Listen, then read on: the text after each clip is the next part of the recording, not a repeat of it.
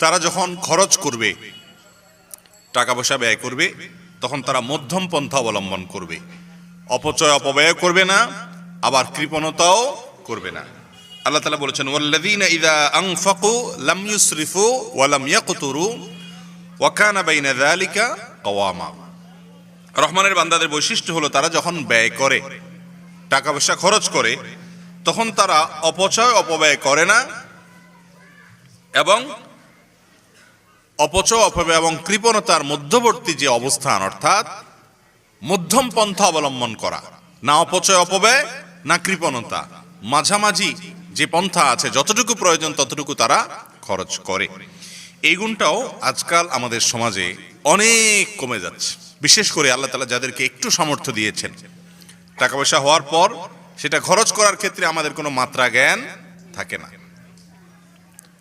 কেউ হয়তো প্রবাসে গিয়েছেন কিংবা ব্যবসা বাণিজ্য করেছেন, আল্লাহ তাআলা তাকে বরকত দিয়েছেন, এই টাকা পয়সা ব্যয় করার ক্ষেত্রে দেখা যায় যে যেখানে 10 টাকা ব্যয় করলে হয় সেখানে 20 টাকাও ব্যয় করে ফেলতেছেন, কারণ টাকার অভাব নেই।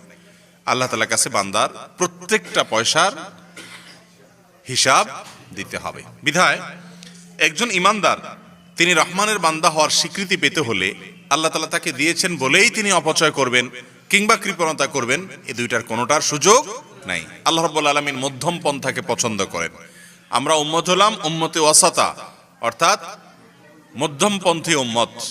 অতএব যে কোনো ক্ষেত্রে আমাদেরকে সীমালঙ্ঘন না করে শরীয়তের সীমানার মধ্যে থাকতে হবে। এর মধ্যে একটা হলো এই ব্যয়ের ক্ষেত্রে যে নীতিমালা, সেটি ওয়াল্লাযীনা ইয়াবিতুনা লিরাব্বিহিম সুজদান ওয়া কিয়ামা।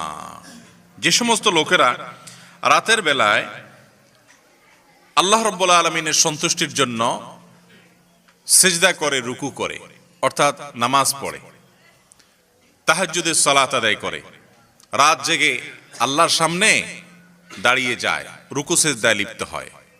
আজ আমাদের অবস্থা হলো যে 5 ওয়াক্ত নামাজ পড়তেই আমাদের অসুবিধা, এটা পড়তেই কষ্ট হয়। অথচ আল্লাহ রাব্বুল আলামিনের বান্দিগির স্বীকৃতি পাইতে হলে, রহমানের বান্দা হিসাবে আল্লাহর পক্ষ থেকে ঘোষণা এবং স্বীকৃতি পেতে হলে তাহাজ্জুদের নামাজের অভ্যাস আমাদের মধ্যে থাকতে হবে। বিশেষ করে রমাদান আসছে, তারাবির নামাজটাকে ধীরস্থিরতার সাথে সুন্দরভাবে, তাড়াহুড়ো না করে, ভালোভাবে একটু সময় নিয়ে আদায় করার চেষ্টা করতে হবে। তুফান মিল নামাজ পড়া যাবে না।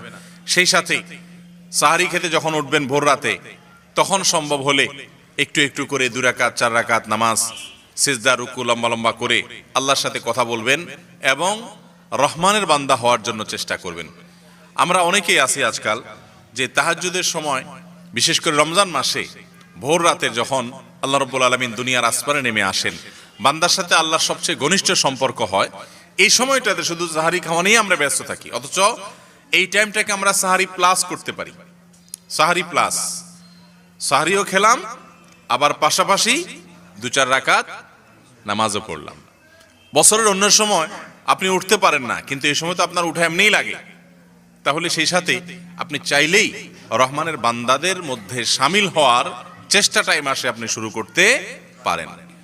আর একবার যদি তাহাজ্জুদের মজা পেয়ে যান, ইনশাআল্লাহ বছরে অন্যান্য সময় তাহাজ্জুদ পড়ার চেষ্টা করা সহজ হবে। আল্লাহ তাআলা আমাদেরকে আমলের তৌফিক দান করুন। জাহান্নামের আযাব থেকে আল্লাহর কাছে পানাহ চাওয়া, জাহান্নামের আযাব থেকে আল্লাহর কাছে পানাহ চাওয়া। আল্লাহ রাব্বুল আলামিন বলেছেন, ওয়াল্লাযীনা ইয়াকুলুনা রাব্বানা ইসরিফ আন্না আযাবা জাহান্নাম ইন্না আযাবাহা কানা গরামা ইন্নাহা সাআত মুস্তাকাররাও ওয়া মুকামা।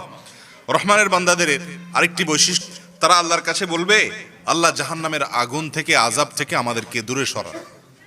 জাহান্নামের আযাব থেকে পানাহ চাওয়ার জন্য আল্লাহর কাছে চোখের পানি ফেলবে, আল্লাহর ভয় অন্তরে জাগ্রত করবে এবং আল্লাহর কাছে সব সময় দোয়া করবে, আল্লাহুম্মা আজিরনা মিনান নার। বিশেষ করে যে দোয়া এখানে শেখানো হয়েছে, এই দোয়াটা হুবহু এরকম পাঠ করা, এটা রহমানদের বান্দাদের জন্য অত্যন্ত গুরুত্বপূর্ণ একটা আমল। সেটা হলো রব্বানা ইসরিফ আন্না আযাবা জাহান্নাম ইন্না আযাবাহা কানা গরামা ইন্নাহা সাআত মুস্তাকাররাও ওয়া মুকামা। মূর্খ কোনো মানুষ না বুঝে অথবা ভুল বুঝে তার সাথে ঝগড়া বিবাদে লিপ্ত হতে আসলে, তর্ক করতে আসলে, সে সালাম বলে সেখান থেকে সরে যায়, কোনো বিতর্ক বৎসায় লিপ্ত হয় না।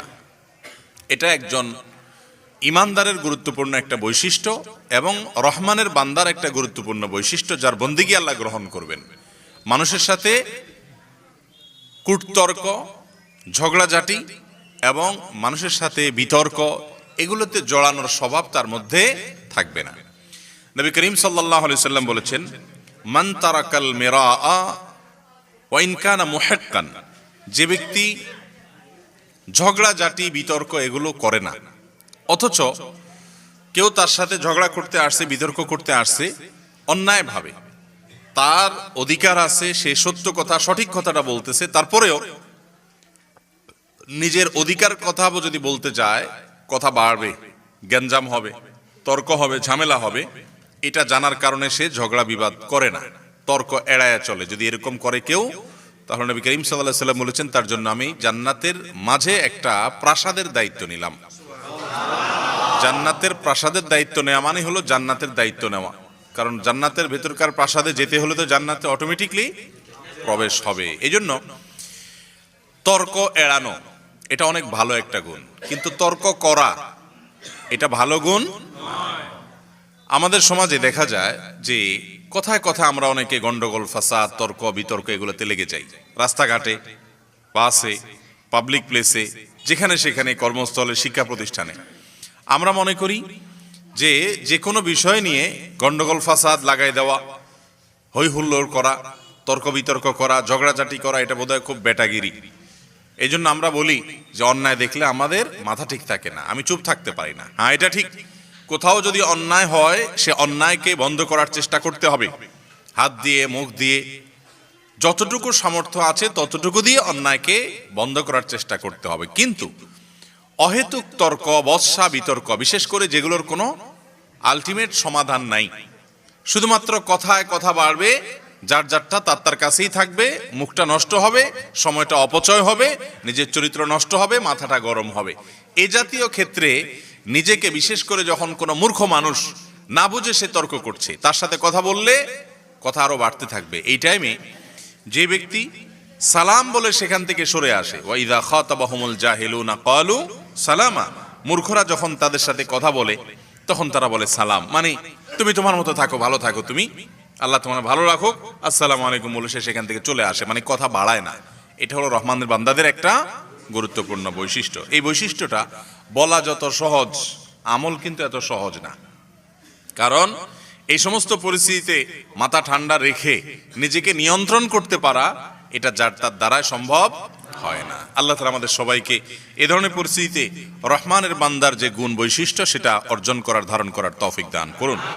কোন মজলিসে বা কোথাও ভুল করে কারো শরীরে পা লেগে গেলে তাদেরকে আমরা হাত দিয়ে সালাম করি, এরকম করা যাবে কিনা, আর না করা গেলে কি করতে হবে? এই প্রশ্ন উত্তর হলো, কারোর প্রতি সম্মান প্রদর্শন করা, অসম্মান প্রদর্শন করার বিষয়টি হলো সম্পূর্ণভাবে স্থানীয় কালচারের সাথে, সংস্কৃতির সাথে সংশ্লিষ্ট। মৌলিকভাবে একজন মুমিন অন্য সব মুমিনের প্রতি সম্মান দেখিয়ে চলবে, অন্য কোনো মুমিনকে অসম্মান করবে না।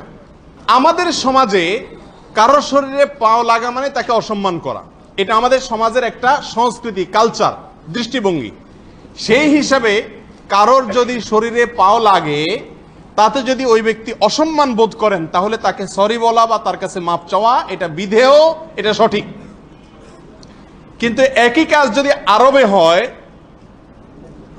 কারোর গায়ে যদি পাও লাগে, তাহলে তার কাছে মাপ চাওয়ার কোনো প্রয়োজন নাই, কারণ আরবে একজন আরেকজনের গায়ে পাও লাগলে সেটাকে তারা কোনো দোষণীয় মনে করেন না, বরং একজন আরেকজনকে ডাকার জন্য পাও দিয়া অ্যাটেনশন তার দিকে নেন। এই কালচার আরবে অহরহ, হাদিসের বিভিন্ন বর্ণনা থেকেও পাওয়া যায়। যেহেতু আমাদের দেশের মানুষেরা পাও লাগলে মনে করে যে আমাকে অসম্মান করেছে, সম্মান অসম্মানের বিষয়টা কোরআন এবং হাদিস সব ক্ষেত্রে নির্ধারণ করার বিষয় না, এটা নির্ভর করে ওরফ এর উপরে, অর্থাৎ প্রচলিত যে ট্র্যাডিশন আছে সামাজিক, এটার উপরে। এখন একটা দেশে একটা শব্দকে গালি হিসাবে ব্যবহার করা হয়, একই শব্দ অন্য এলাকাতে বুলি হিসাবে ব্যবহার করা হয়, তাহলে যেই শব্দটাকে গালি হিসাবে ব্যবহার করা হয় যেই জায়গাতে, ওই শব্দের ব্যবহার করা গুনাহ হবে।